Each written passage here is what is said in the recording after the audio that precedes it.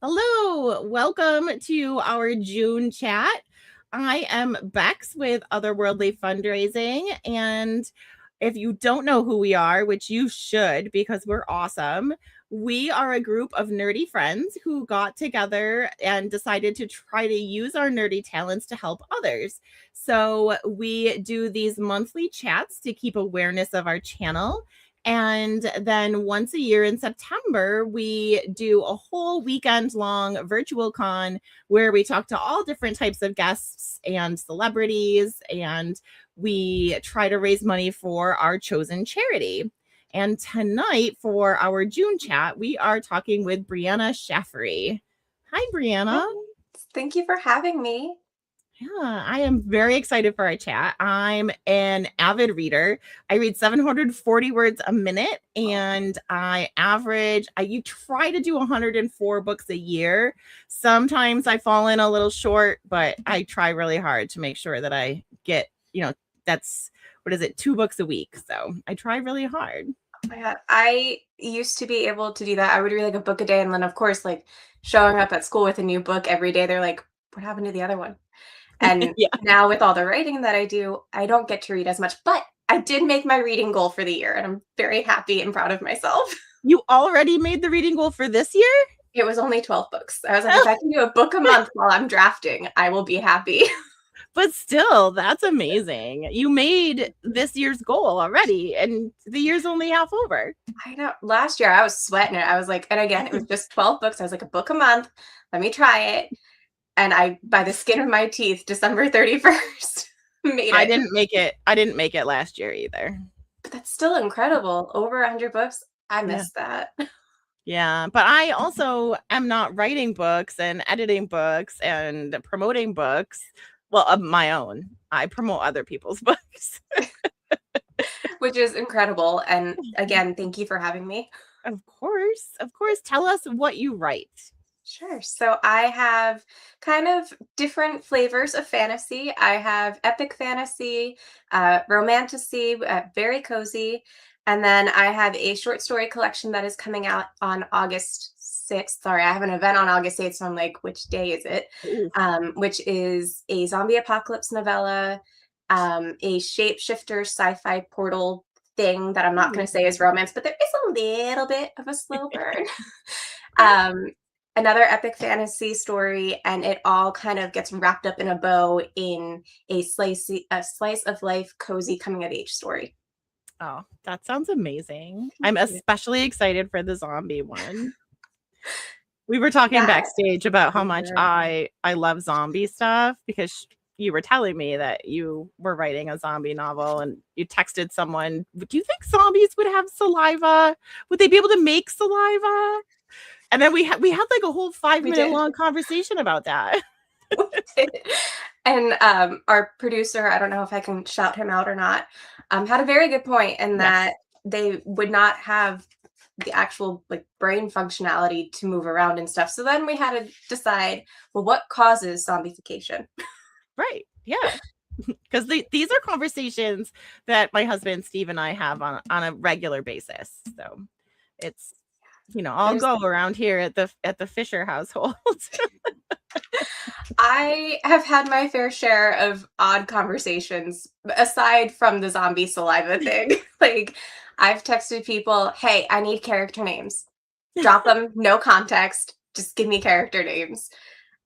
Which was actually for another story in Tales of Dreams, the short story anthology. I asked around and I was like, I need 6 names. Each of you in this group chat need to give me 1 name. I love it.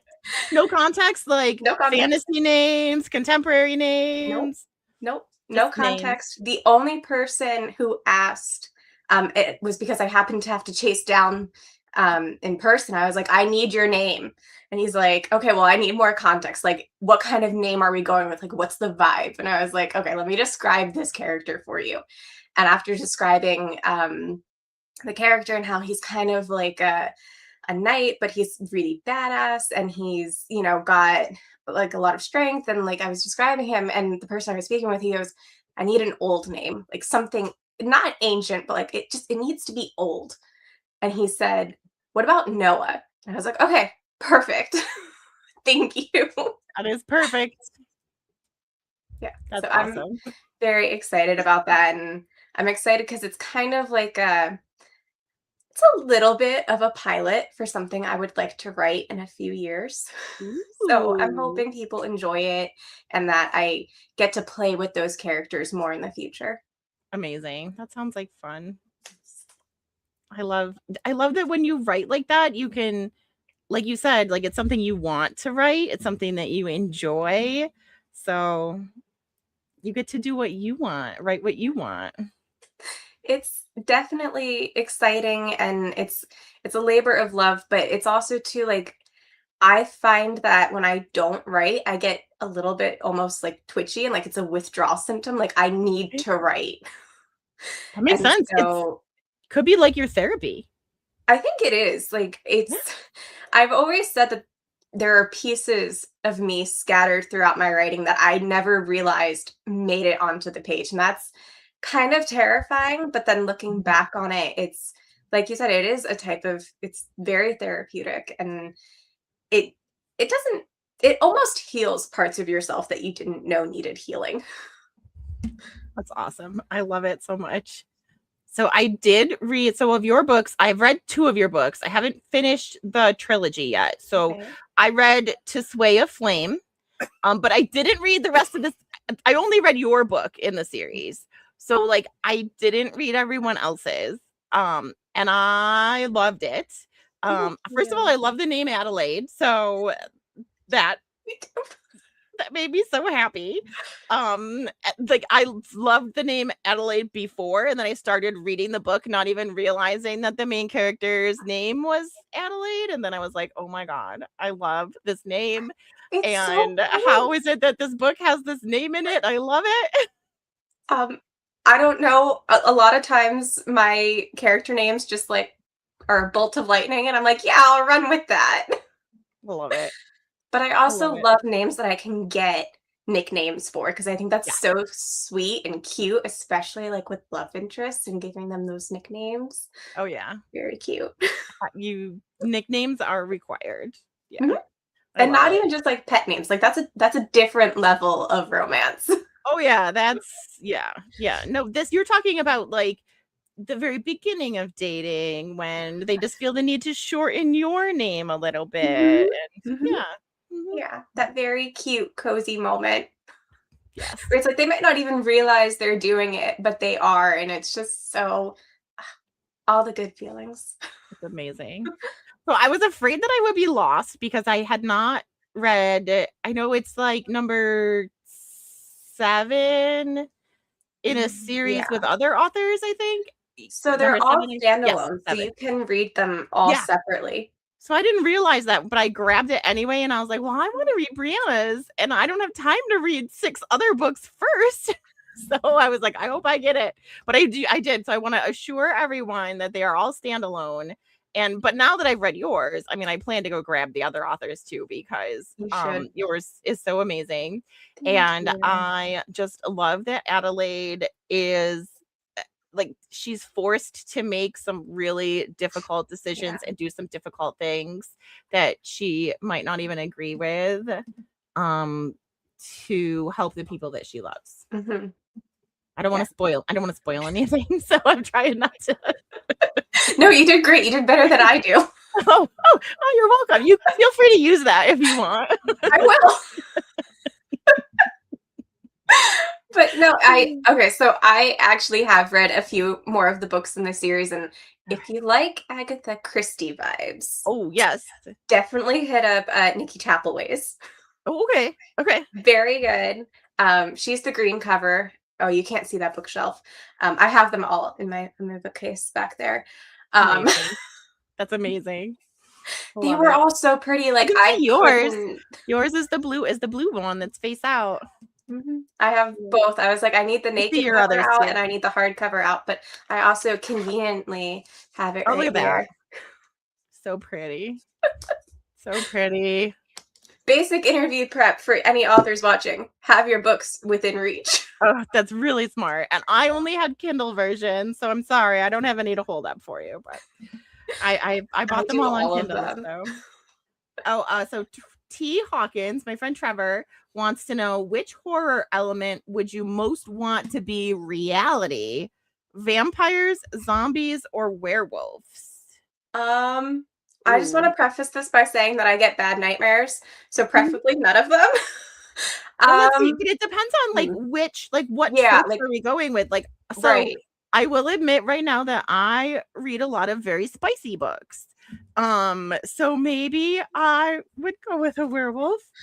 I'm inclined to say werewolf, but I also want to know what are we going actual classic horror? Are we talking about the actual mythos, or are we talking about popular horror? When you ask vampires, are we doing Twilight vampires or Bram Stoker vampires? Because those are two totally different things. And if I had to choose, Twilight vamps. I know the Twilight vamps terrified me. I don't want them to sparkle, but I'm so pale I sparkle in the sunlight. So that's normal. I don't. I just turn into a lobster. It's sparkle and then lobster. Oh, classical. Trevor says classical. Zombies, because they're slower. Unless we're talking about World War Z zombies, in which case, can we just keep the werewolves? Or do we want the vampires because you could kind of wear a cross and scare them away, right? Oh, and I love garlic bread. Oh, me too. Garlic, anything. Just plain roasted garlic, I'll eat. Yeah. Right. I think vampires. I'm going to go with vampires. They have to be invited in, so you'd be safe in your house. Oh, but I wear a lot of silver typically. I didn't put on any jewelry tonight because it's late. But so I'd be safe from werewolves too. Okay. You know what? I would take any of them. Provided I have the proper precaution. Oh, as long as they're not World War Z or 28 Days Later zombies, because they run. Oh, I didn't see that. They run. They're like World War Z zombies. Okay. See, this was a debate my editor and I had too. We were like, well, wait, Brie, what type of zombies are in the Light Keepers? And I was like, not the World War Z ones. Not the World War Z ones. No, I've toyed with the idea of writing a zombie novel myself because I love zombie stuff. And I've got some really good ideas, but they would not. I think that if I wrote about running zombies, I would have nightmares. And I don't have those kind of nightmares. My nightmares always involve being unprepared or naked at work or something. I'll trade nightmares with you if you want. Yeah, I would trade. That'd be fine. Perfect. I don't want the zombie. I hate my nightmares. We were a few weeks into editing. I finally made it so I did the dev editing and then I went into proofreading and I was like, oh, I haven't had any nightmares yet. 1 week later. Oh no. Oh, it's terrible. I'm sorry. You know what? It's an occupational hazard. I bet. But at least you're a writer. You can use those nightmares as story fuel. And I have. And it was funny because while my dev editor was reading it, she goes, this is a little trippy. And I know it's a dream, but I'm not really following what's happening here. And then I had to fess up. I was like, well, Ashley, you see, I've actually had this nightmare. I love it. So it's like my dreams are so messed up. They're so disordered and disconnected. Oh my goodness. Oh, Kristen says, nice shout out to our previous guest, Max Brooks. Yes, of course. We try to talk about all of our friends. Yes, I did. My husband and I, we interviewed. It was my very first ever interview for Otherworldly Fundraising, and I interviewed Max Brooks, who is one of my favorite authors. So that was surreal. It was a wonderful moment. But that's what got me into realizing that I love to interview authors. It's my thing. For a bunch of introverts, we're all really fun. I'm a total introvert too. And I will talk about books all day, every day. Mm-hmm. Exactly. Books, writing, whatever you want, all day. It's so funny because it's I've seen authors online this is kind of a lie because we're all introverts and we got into this kind of because we were under the impression that we wouldn't have to do a whole lot of social interaction. But as it turns out, that was a lie. And then it's just, I have met so many amazing, fantastic people just by doing author events between readers, other authors, and people who might not have been readers, but just are I want to support you because you're local. Aww. And I'm like, oh my God, this is so sweet. So that's the sweetest thing I've ever heard. anybody is afraid to put themselves out there as an author, do it. It is the time of your life. I'm sure. I mean, it's all people who love you. So yeah, we're all here for you. Oh, Kristen says, introverts, we're here. We're uncomfortable. We want to go home. Oh yeah, there's like a definite cutoff time. That's me every time. And I love going out. Like, I love going out to eat. I like going to Barnes and Noble. It's my happy place to browse. We have a new like little indie bookstore down the street from me that I love to go to get a coffee. But I'm having a good time, but I'm also uncomfortable the entire time. And I just want to go home. For me, it's like I can feel that point where the social battery is like, danger, danger, you need to go home. Yes. Yeah, for me, it starts like 5 minutes after I walk out the door, but it's gotten better the more events that I do. Like, I actually used to have anxiety attacks like in the car on the way to events. Oh, and that's so sad. It is. And I'm grateful for my PA who like basically pushes me out the car door like, nope, we're here, you're doing it. Get out. Get out. You're gonna have so much fun. You'll do great. Off you go. Right. Yeah. I mean, it's hard. You have to promote the books. You can't just write them. Yeah. So unfortunately, I mean, it's like practice makes perfect. A little bit of a cliche phrase, but it's true. You know, the more things and the more books that I write, the better I feel like my craft gets and my storytelling. And then the more events that I do, the better I feel like my pitches get and just more comfortable I get doing that. Good. So. That's awesome. Amazing. And then you've written a trilogy. Is it the Tenebris trilogy, which is a fantasy series for young adults. And I read the first book in this one, and I will be finishing it. I only had time for this, but I'm gonna finish the series. Amazing. It's about magic. I'm trying not to give too much away I don't want to give anything away, but do you want me to pitch it? Yeah, you pitch it. It's your book. I shouldn't be pitching it anyway.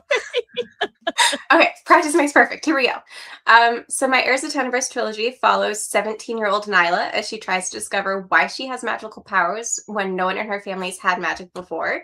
And then along the way, she ends up meeting Xander, who is kind of lost and looking for himself and like defining who he is as an individual without his family name, whatever that might be. And then they also end up meeting the cat creature Shamira, who is a pumpkin, and she is searching for the source of magical disturbances that are occurring throughout Tenebris. She was my favorite character. I mean, she is near and dear to my heart, and also a lot of fun to write. I don't think if you have not tried writing an animal, or it is so much fun. Just getting to play with all their different senses. Yeah. Yeah, because she sees the world a lot different. I'm sorry, she sees the world a lot. I got something in my eye. She sees the world a lot differently than the other characters do. Yeah, and then too, just like having that cultural exchange between the pumpkins and the humans of Tenebris. It was so much fun to kind of play with that balance and see how their histories intertwine and like how their perspectives just either clashed or melded together, and like how they, I don't want to spoil anything, but just, you know, knowing that history in the back of my head and trying to figure out how to balance them. Sounds like a lot of fun. Kristen says, she didn't notice your introversion or like uncomfortableness at the event in Hamilton where she met you. Oh yeah. Hi, Kristen. It's nice to see you again, sort of. Yeah, it's like I said, it's definitely gotten better, like once I'm comfortable in a place. And I had actually been, for anybody who might not know or who is a writer in New Jersey, there is this group called the Liberty States Fiction Writers, and every year they host a conference, and then during that conference we have a book fair. I am not a member of the guild, but I do attend some of their events just because I like the people that I have met through them. And that's one that I've been to a couple times now, and like I said, just the more you do events, the more comfortable you get into it. And so it's easier for me to start like approaching people and just kind of like it's become a second home almost. Aw. So it's weird, and it's seeing how far. It's why when people ask me like about Nyla's character journey, I'm like, well, it's kind of personal because, and like kind of what we were talking about before, and that there's parts of me scattered throughout the books. One of those parts is Nyla's anxiety is kind of a reflection of mine, and how we've both, and I was in high school when I started writing Fire and Flight. And so we were both at that age where things are kind of topsy-turvy. She is obviously dealing with more and worse things than I was because she has all these things happening to her. Yeah.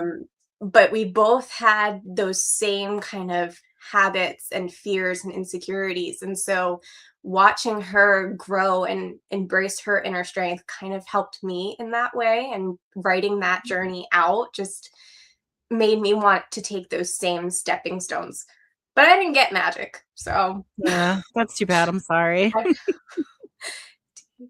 Trevor wants to know, do you view magic as spiritually mystical or along the lines of science beyond understanding? I blended both in Fire and Flight in my Heirs of Tenebris trilogy just because I like the way that there can be structure in terms of like when you blend magic and science together and how the two, almost like alchemy, but when the two kind of blend together and how you can use some of the same scientific principles in regards to magic.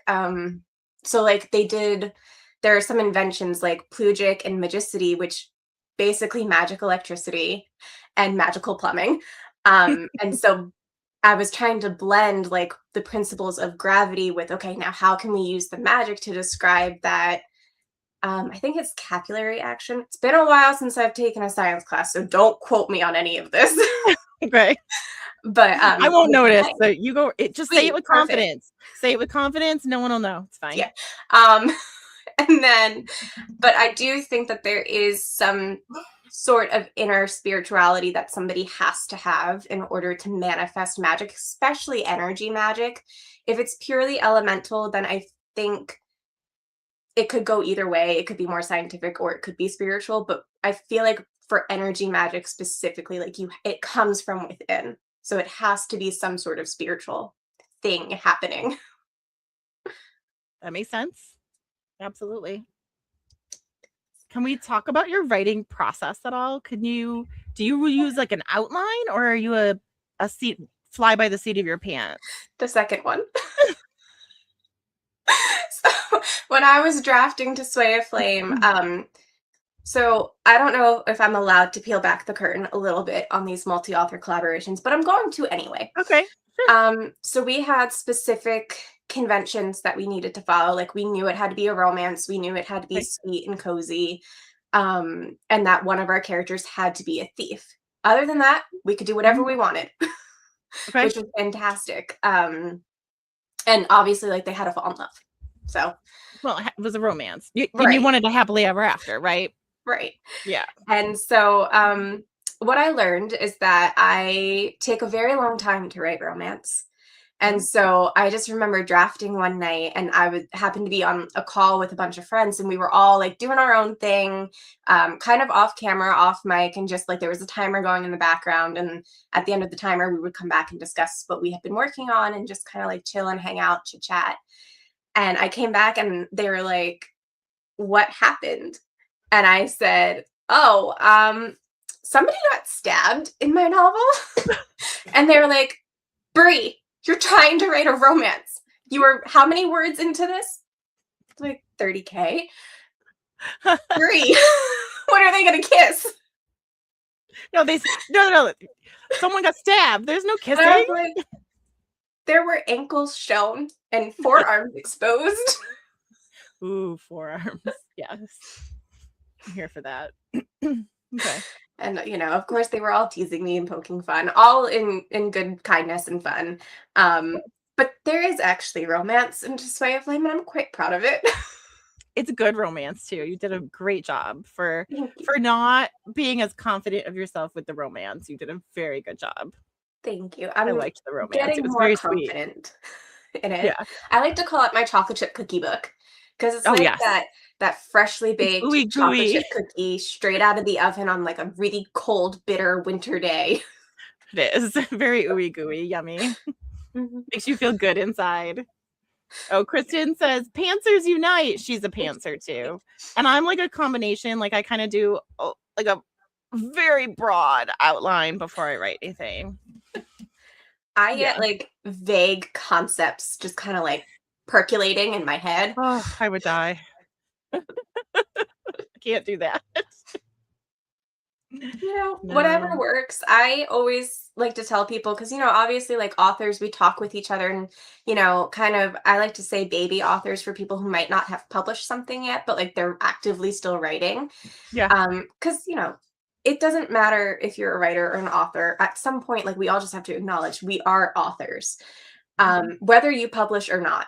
And so I always like to tell people no two writing journeys are the same and no two publishing journeys are the same. And that, you can attend all of the how you plot the novel courses that you want. But at the end of the day, it's about finding out what works for you and sticking with that until it doesn't work for you. And you have to find out what the next process that works is. Because I have a book that I've been writing, let's just say 6 years now. Oh. And I keep starting it over and starting it over and No. restarting it again. And it's just whatever, I don't know what the process for that book is. So, like, even though I have a writing process that seems to work, it's not clicking with that specific book. Oh. Oh no. Yeah. So that's why I say writing is a process and it's never the same. And that's okay. You have to be a little bit forgiving with yourself because sometimes, you're tired or it's been a long week and you're stressed. And, I know some people say you should stick with a writing schedule. And to some degree, I agree with that, but it needs to be realistic and it needs to fit in your schedule. And you just have to remember, like, at the end of the day, it's okay if you miss a day or two, or hell, even a couple weeks. Like, life happens, you Yeah. know? And the book will be there when you're ready to come back to it. Oh, that's a really good way to look at it. It'll still be there. It's not going anywhere. Exactly. It's your book. And it doesn't matter when or if you even publish it, just that it brings you joy and like fulfills that part of you that needs to create. It's awesome. So what made you realize in your life that you had this need to create? You said you started writing when you were in high school, junior high, before that. So I started taking it more serious in high school. The first thing like I actually remember writing was in second grade, and I was not a very good typist. So I ended up dictating a lot of it to my older sibling, who was, if we're about, there's a bigger age gap between us. And obviously she was the better typist than I was. And so I dictated it to my sister. And so I remember that. And I remember like I would write on and off, try and write different stories, start different stories, share them with family and be like, hey, look at this thing that I'm writing. And then never finish them. And then I woke up, literally, I woke up one day and decided to be a writer, kind of like Elle Woods deciding to go to law school. And it Right. was weird because like I just remember feeling it like click in my brain, like this is, we just had career day, we've been talking about careers and like thinking about the future and like how once you graduate middle school, everything starts to happen so quickly and like college applications are going to be in like 2 or 3 years and like all these crazy like random anxious you have to figure this out now thought process was happening. And it clicked. I was like, I want to write in some way, shape, or form. I want to write. And then I didn't really write much in like early in my high school career. I mean, obviously, like the assignments and things like that for creative writing. And then I ended up taking a creative expressions course in high school. And that's when I started drafting Fire and Flight. And it was this horrible, rough, slightly embarrassing when I think about it now, paragraph of this girl waking up in this forest with sapphire leaves and crackled ashen bark trees. And I was like, ooh, I need to know what happens to this girl and why she was in that forest and what happens next. And I kept going and I kept going. And my creative expressions teacher was an author himself. And so he realized that I was serious about this and that I wanted to pursue it. And so he kind of like mentored me through it. And then I ended up finishing it over that summer, and I came back to school and I basically hunted him down and I was like, what do I do next? Oh, that's awesome. I finished the draft. What now? Now what? And that's when he looked at me like, you rewrite the whole thing. And I was like, what do you mean? That's no fun. I what? That's not the fun part. And so that was a rude awakening, but it was necessary. Aww. And I'm glad that is the advice he gave me, because he was ultimately right. I mean, the rough draft is always just basically an outline for your actual story, but yeah. Exactly. Like, especially for those of us who don't do planning. Yeah. Draft zero. Yeah, I personally call my draft zero my dead man draft, because no one is supposed to see it. Yeah, I agree. I also wrote, when I started calling them my dead man drafts, it was for Embers of Eternity and Winds of War. And I happened to draft, which one was it? It was like a sprint. I think it might have been Winds of War. And I drafted it in the month of October. And I think I actually finished it on Halloween. And I was like, dead man draft, here we go. Oh my goodness. 1 month? Yeah. Oh. The first draft. It's never pretty. Oh. That's really quick. Yeah, that's why I recommend to people not to get so hung up on sticking to a writing schedule. Yeah. Been there, done that, lived that, didn't get the t-shirt. But it was an experience. Wow. How long were you burned out after that? Unfortunately, I did not give myself the time that I needed to relax after that. Aww. And no. I think I went straight into editing it, and then I got Embers of Eternity back from my editor, and I was like, here you go. Have fun.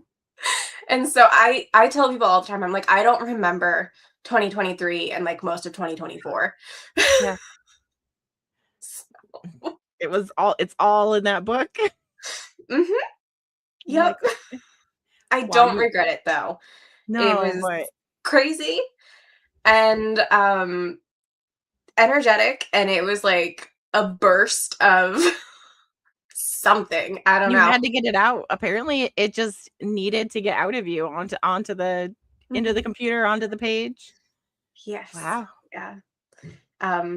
So it was, like I said, I don't regret it. I wouldn't do it again. But you say that now. But if something else strikes you that strongly, you might. I'm not going to put it off the page, but right. You know, if it happens, it happens. I'll just be better about it this time around. Learn from my past mistakes. Make sure you hydrate. Oh, that is honestly like my number one tip. Hydrate. Hydrate, snacks, cozy blanket. Amazing. And then I would just fall asleep. Mm-hmm. I wouldn't actually be writing. I'd be sleeping. It was so bad. It was literally like Newton's law, like an object in motion stays in motion. And I just kept going. Did you realize at the time you were like, I'm going to finish this in like a month? Did you feel it, or did you not really? So, if I remember correctly, my goal was 1,000 words a day until I hit, I think my ultimate word count goal, God, I don't even, typically my word count goal is like 80K, and then whatever happens. Okay. Yeah, I genuinely don't know how I pulled that one off. I'm sitting here like trying to, my eyes are rolling up because I'm trying to do the math in my head. Yeah, same here. 1,000 words a day. There's 31 days in October. So that's 31,000. But you like, I overwrote certain days. Yeah. I think I hit 2 and 3K quite a lot. Sorry, I'm gonna try and pull up because I try to keep a word count tracker. Ooh, that's cool. I just don't know what I did with the one for my Heirs of Tenebris trilogy. If I find it, I will post it on my social media. That way y'all can see this insanity. Yeah, I would love to see that. Oh, what's this? I have a document called All the Writing Tracking. Oh, okay. Well, I found Embers of Eternities.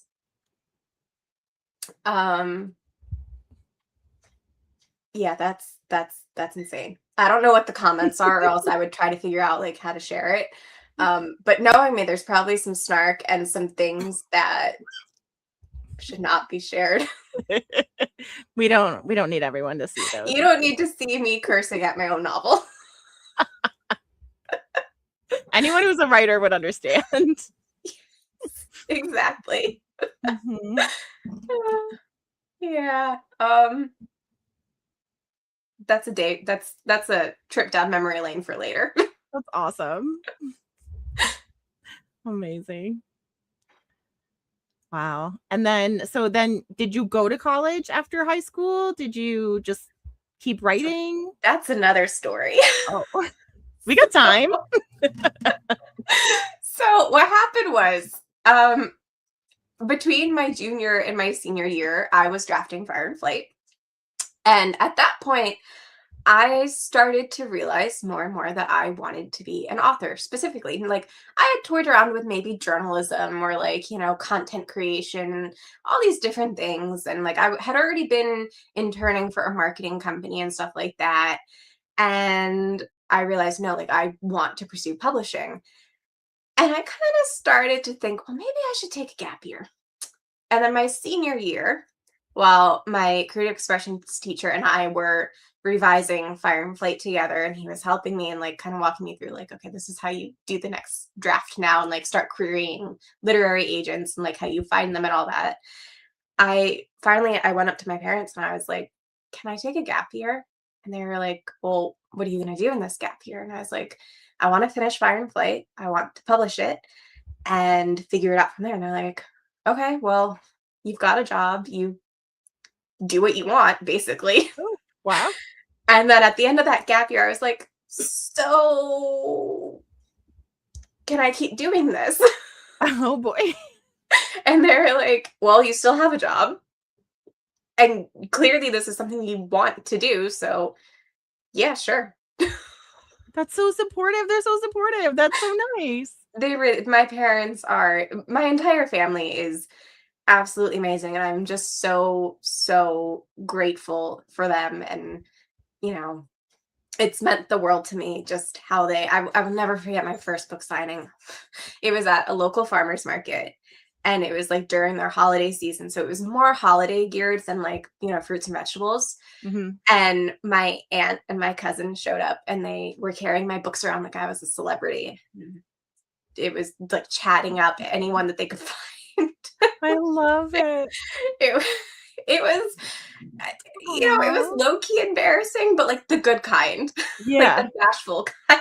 Right. Oh, that's so sweet. That's amazing. Oh, Trevor wants to know, how many main characters do you normally want to juggle in a story?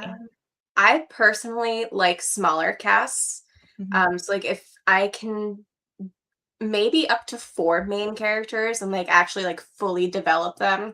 I think I don't want to handle anything more than that, just because I love character driven stories more than anything else. And I love, love, love being able to get in their heads and their emotions and make people almost feel like it's happening to them. Yeah. And not necessarily just my characters. That said, there is a side character or two in my Heirs of Tenebris trilogy and into Sway of Flame that like I absolutely loved. And I'm not going to say anything because one of them is a spoiler. Well, actually, they're both spoilers. But the one in my Heirs of Tenebris trilogy, he literally has like a cameo and that's it, like a passing line. And for whatever reason, I absolutely love this named character that is literally only on page maybe twice. Are we going to get a spin-off with this character? Probably not. Oh. But you might get a spin-off for the character from To Sway of Flame. Oh, interesting. Okay. I'm toying around with some ideas. Like I know I'm writing kind of like a prequel to Display of Flame. It's going to be a standalone. It's a different host of characters. It's, Okay. again, going to be small just because I like being able to keep them kind of contained and, like, really, like, zone in on them. So yeah, I'm expanding that lore and that world a little bit more, and I'm gonna play with that mythos. And it's again part of a collab, which I don't know if I can say Okay. that yet either, but here we are. Um, We didn't hear anything. yeah, It's fine. just keep that between us, okay, y'all? Yeah. Um, We won't tell anyone. We promise. and yes, so I'm excited about that, and I'm going to focus again just on the couple, like how I did in Display of Flame, and there'll be side characters and things like that that we'll see a little bit more of, and there might be some cameos to some familiar faces. So Nice. we'll That sounds good. That's see what awesome. happens. I'm really excited about that one. I'm actually drafting it now, and I think I'm how many words into that am I? Let's just say 20. Now, Let's just say 20K. do you work on more than one writing project at a time then? I try not to because, like I was saying Mhm. earlier, I learned from my experience with Embers of Eternity and Winds of War. Okay. Yeah. It gets a little bit hard. Like, if you're writing the same series, it's doable and Okay. probably it's manageable. But if you're trying to work on totally different books that are in the same universe as each other, Mhm. more power to the people who can pull that off because I don't want to do that. Especially since these are kind of different vibes, whereas like my Heirs of Tenebris trilogy was epic fantasy, but then Display of Flame and whatever I'm going to end up calling that universe, it's romantasy. Although I will say this prequel that I am working on is going to be leaning more towards my roots of epic fantasy. Okay. Is there still So going to be some romance for those of us who really enjoy that? maybe. Okay. Yeah. I'm okay if people get stabbed, but I want some romance too. I'm calling it my epic romantasy project. Okay, I'm good with that. That sounds great. I So like there's that going to be name. maybe like maybe like a ginger snap cookie. Okay. All right. It's not the ooey gooey chocolate chip fresh out of the oven, but yeah, the sweet crunch Yeah. of a ginger snap. With that little I, bit of heat, but not like a yeah. spicy heat in terms of like Okay. it's not going to be spicy, just Okay. flat out. Gotcha. You're like my parents read these. I can't do Yeah, that. So. actually. I can't do that. Yeah. I mean, I could, but I'm not going to. I mean, they sound pretty supportive. I think they would support anything that you wanted. I But think so too. yeah. There are definitely I was reading I inherited some books from my grandmother. And it it was a classic Harlequin historical romance. Okay. And with like the typical like ripped bodice cover. Yeah. And Fabio on the cover. no, actually he No, no wasn't. Fabio. Oh, okay. And I was reading it and I kept trying to like turn the cover away from where other people could see it. So finally one day my mom looks at me and she goes, "What are you reading?" I'm like, You looked guilty. "Nothing." I'm like, "Absolutely nothing." "What are words, Mom?" Nothing. Not reading. Just looking at the pictures. Uh-huh. And she goes, so finally I have to fess up, like, I'm reading this Harlequin. And I'm like, "But there's no spice in it. We're good. You should probably, it's actually really entertaining and you should read it." Well, not 2 even 50 pages pages later. later. Damn it. Fabulous. I'm like, oops. Don't read this one, Mom, please. And if you do, we should never discuss it. Well, and like I don't annotate books, but I do use like little transparent sticky note flag Oh, things. yeah. And I lent a book to my sister. It was a spicy book. And then I thought to myself, where are those flags? Did I flag anything in the spice scenes? So I called her up and I'm like, "If you saw flags in those scenes, no, you didn't." It's your sister, though. It's not like it's your mom. No, but yeah, it's still just that little bit of Yes. awkwardness that I'm like, "No, you didn't." Yeah. Yeah. No, you if there were flags, you did not see them, okay? They don't exist. Please remove them now. It was Don't look at where they purely were. It was purely for research for how to write love confessions. Yeah. Yeah, that's all it was. It's research. Ooh. Oh, yeah, Trevor wants to know, what are your literary influences? Why are you asking hard questions? Because it's Trevor, it's his job. Okay. I'm gonna go with some of my favorite books. First of all, I love classic novels.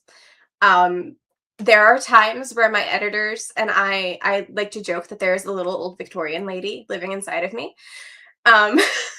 So every now and then my editor's like, that's not quite how we phrase things.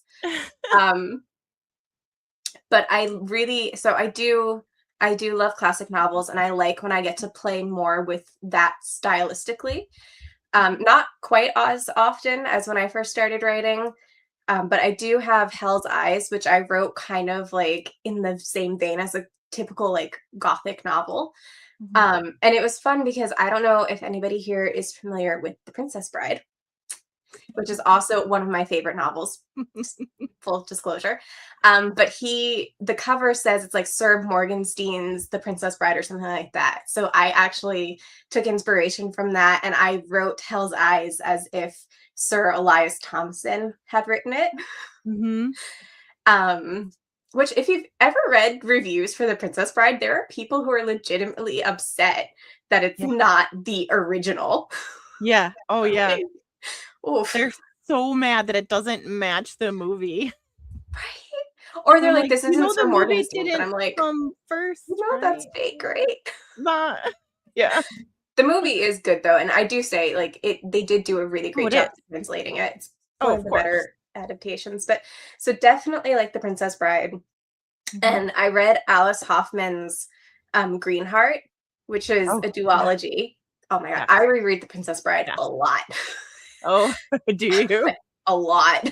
I love it. I watch the movie a lot too. It's like one of those comfort things where I'm like, I want to watch something, but like I don't have the head for something new, but like I want, and then it's like, oh, you know what? Let me just put on The Princess Bride. I do that too. That and like the live action Cinderella. Oh, I have never seen that actually. It's good. Yeah, well, I grew up in a cult, which is a whole nother story, but yeah, kind of. Yeah. So we didn't have a TV, or like we didn't watch any TV or have radio or anything like that. So yeah. I would love to chat with you about that privately, because now I'm interested. We can definitely sometime. Cool. Yeah. Okay, we'll talk about that and the zombie saliva. Yeah. Oh yeah. Zombies growing up in a weird commune, or like cult, not a commune, more of a cult type of a situation. Yeah. We can talk about all that. You got it. Sweet. But yeah, definitely Alice Hoffman's style in Greenheart was, I don't know, I absolutely loved it. So anytime I can kind of draw from that inspiration and just kind of combine it. But I try when I'm writing, I try not to read books, or at least not books in the genre that I'm writing. That way it can be my own thing. Yes. Yeah. Not just because like I'm worried about plagiarism or anything like that, just because I want it to be my voice. You don't want the style to slip in. Yeah, definitely. Yeah. I get that. I understand that a lot. Yeah. I took a lot of creative writing classes in college, and that was one of the big things was, be careful what you're reading when you're working, because, you don't want someone else's style to slip in accidentally and cover up your own. Yeah, and I noticed that I tend to pick up classics more than, like, if I'm reading a classic and I start writing something in my brain just switches, and I'm like stylistically now writing classic novels. I'm like, okay. I am not Jane Austen. The story I am telling is not something that needs this style. Now we're reading Pride and Prejudice and zombies. Yep. Time to not read anymore for a little bit. Amazing. That's awesome. Do you have anything else new coming up in the works? Well, besides Tales of Dreams, which Yes, is Tales easily of Dreams. located, and it also has, I don't know if you would like to see the interior cover art. Yeah. So this is for the Lightkeepers, which is the zombie apocalypse novel. Ooh, I love it. And then we have, I should have grabbed the other one because the other one has like the little flaggies in it. Oh, The covers are. This one is for Creature of Unknown Origin, which is the I love that. sci-fi portal shapeshifter, not romance. That's kind of romance. Okay. Don't expect great romances from that, people. But here's a slow burn, because I'm a slow burn girly. Oh, this is for the epic fantasy and is one of my favorite covers in this book. Oh, that's really pretty. Thank you. And then the last book or novella is The Prisoner, which is that cozy coming of age slice of life story. Yes. And one of the Easter eggs on this cover is, you can't really see it. Let me get in up close and personal with my webcam. It's an Easter egg to the Heirs of Tenebris trilogy, and it's actually the family crest of one of the very important families that I cannot disclose. I love it. That's amazing. Thank you. So that's coming out August 6th. Pre-orders are at authorbrs.com/tales, like TALES. And then as far as like after that, it'll be that epic romantasy in 2027. Okay. Wow, you've got it planned out a couple of years then. I do. Pretty much, yeah. And I have 2028 planned out. You do? Oh, that's amazing. Wow. I do. That's that story that I've been writing for like 6 years now. Is it finally? Finally. And I have to start it again in order to, yeah. Oh, I thought about restarting it again like last week. And I was like, no, you need to write this epic romantasy first. You can't switch gears. You are committed, contractually obligated to write the epic romantasy. You have to. Yeah. Sometimes. When inspiration strikes. Right? Oh my goodness. Oh, Kristen Marie says, don't forget to tune in to our September event. One of the mystery boxes may have an autographed BRS book in it. I wonder which one it is. That's okay. I think I remember which one it is. That's so exciting. I love that. Do we know when in September? Like, is it held around the same time or? Yes, we do have the dates, which I did not. I'm so sorry. Kristen's going to be so mad at me. You know what? We did not plan to reveal the dates today. Well, we sort of already did once, and then I just didn't. I'm just being nosy. No, you're fine. I should have prepared that. You know what? It's Thursday. It's late. Perfect. So it is. Thank you, Kristen. I'm sorry. Please don't hate me. It is September 11th through the 13th. Okay, perfect. I will put that in my calendar. So we're early. It's early in the month this year, so that'll be nice. Yeah, that'll be good. Because I know, I'm trying to think. There's like a lot happening on September 26th. She fired me. She fired me. That's it. Oh, that's it. I gotta go. I'm fired.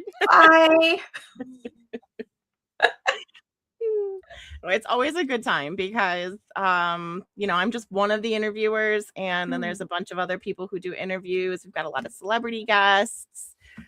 It's gonna be a lot of fun. That's what I cannot wait to see who you'll have. Have you started announcing names? We have not started announcing anything yet. Okay. I mean, like, I know a bunch of them, and I know the author that we're doing already, but I can't because I'm interviewing the author, but I can't reveal it yet. Okay, well, I will keep my eyes peeled then. Watch our Facebook page and our Instagram page because we'll be doing the announcements over there. Perfect. Definitely. Okay. Otherworldly fundraising. Perfect. And it's the same on both platforms? Both platforms. Yep.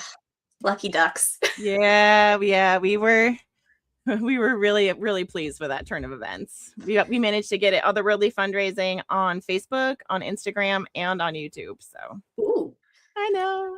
Mine are all different. I'm sorry. That's more hard. or less. Like, I know on Instagram I have BRS_rights. Yeah. And on Facebook, somebody already had BRS rights.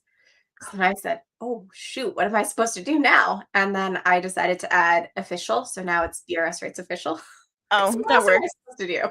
That works. And I did notice that like on Instagram, if I type in your first, like now that I follow you, if I type in your first name, it brings you up. But when I originally found you, I just typed in your name, Brianna Shaffery, and it brought you right up. So Perfect. that was easy. That means Yeah. I'm doing something right with social Yeah. media. Yeah. So you got those tags all right or something because it popped right up. Perfect. Yeah. I love that for me. Good job. Whatever you did on accident, keep doing it because you did a great job. Well, it's sad because like I hate telling people that no, actually I do have a marketing background because book marketing is a different thing altogether. Yeah. If somebody says they have it figured out, it's not that they're lying, it's just that they have it figured out for the moment. Yeah. Well, isn't all marketing like that? Yeah. Yes. Yeah. Doesn't matter what you're marketing. You turn around and whatever you were doing isn't working anymore. So Yeah, it is definitely just when you think you have everything figured out, the algorithms change and you're left sitting there wondering, what the heck? where'd all my people go? And like even if you know those changes are coming, you still don't know how that change is actually going to impact your reach and your views and all of the things. Oh. So like even when you do plan for it, it's not always quite because technology is, and especially coding, it's not exact. It's a little bit like baking, where you can add some different spices and I personally like less chocolate chips in my chocolate chip cookies because I like the brown sugar butter flavor more. What? Who are you? I get that reaction a lot when I admit that. I bet. I'm like, what? Brown sugar and butter is delicious. I want more of that because I eat a lot of chocolate outside of cookies anyways. So Okay. That makes sense. You're fine then. It's fine. okay, cool. I mean, I personally put bananas in my chocolate chip cookies. I like banana chocolate chip cookies. See? Right? Oh my god. The best is like brown butter chocolate chip cookies where you like Anything with the brown butter batter is good. Yeah. Yeah. Yeah. Oh, dang it. Now I want brown butter sugar cookies. I mean, it's 8:00 at night. This is what happens to me at 8:00 at night. I become a cookie monster. Get the munchies. I want to wrap up in a blanket, go read a book, eat a cookie, fresh out of the oven. Oh my god. I have a somebody that I babysit, and she was like, "What's your favorite food?" And like without skipping a beat, I was like, "Chocolate chip cookies." And she just nodded. Very like, "Yes, that is the perfect answer. The correct answer." Okay, chocolate chip cookies, your favorite food. I like it. All right. I was gonna say pizza, and then I was like, "No, that's a lie." It's also kind of cliche. I think a lot of people say pizza. They don't really mean it. They're just saying pizza. They think they're supposed to. Right. I mean, it was hard though because it was between the cookies and bagels, Oh. and we have really good bagels in Jersey. So Yeah. That's awesome. I love a good bagel. Yeah. All right. Is there anything? We're hitting the 8:00 hour, and I turn into a little bit of a pumpkin because I get tired. Is there anything that you wanted to talk about that we didn't talk about? I don't think so. Are there any last questions? Does anyone Maybe. have any last questions for Brianna? I'm gonna say I knew I was gonna say it wrong at some point. It's totally fine. Kristen says that Jersey bagels. She loves Jersey bagels. Yes, we do. Jersey bagels, she says. I will fight a war over the fact that Jersey bagels are the only incorrect bagels. Okay. Although I We're will not that far say, away. We should go try Jersey bagels sometime. We're in Western New York, so. oh, okay. I mean, I will say I am gluten-free now. So I am too. the only bagels that I can find that are like actually bagels and not like sad disappointment is this place called Modern Bread and Bagels, and they're based in Brooklyn. Oh. All right, we're going to have to meet in Brooklyn for bagels sometime because I'm also gluten-free. So. Oh, they're so good. And they ship all around. Oh, okay. They're really good bagels. Okay, I'm going to have to find some of those then. I miss bagels. Right? So they did a blind, sorry, I'm like, they should sponsor me at this point. They did a blind taste test in Central Park and people could not tell that they were gluten-free. Oh, that would be the best then. Yes, they're good ones. Okay, I'll have to find those. Yeah, they're really. Thank you for sharing. Send you the link. Yeah, they should definitely send you a care package.